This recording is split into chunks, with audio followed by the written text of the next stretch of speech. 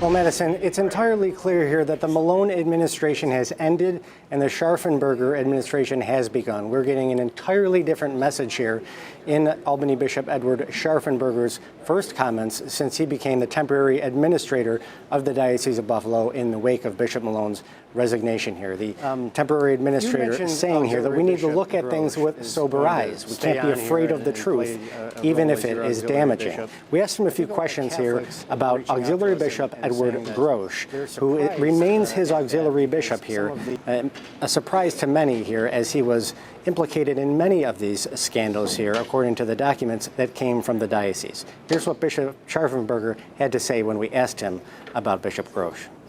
You mentioned Auxiliary Bishop Grosch is going to stay on here and play a role as your auxiliary bishop. I think a lot of Catholics have been reaching out to us and saying that they're surprised at that because some of the file cabinets in this very building have shown that over the last 40 years, the auxiliary bishop's handwriting was literally on many of these cover-ups that have gone on here. How can people have faith and trust that the diocese under your administration is charting a new course when you have part of the old guard still in place here? That's a very good question, but you're giving me information now that I'm hearing now today. So I did not know that what you just told me is the facts. I've read a lot of different things, and if that can be established and if that proves to be something that would make it difficult for Bishop Grosch or any other priest of the diocese to perform their role, then that would have to be something I take into consideration, and it might alter the status quo.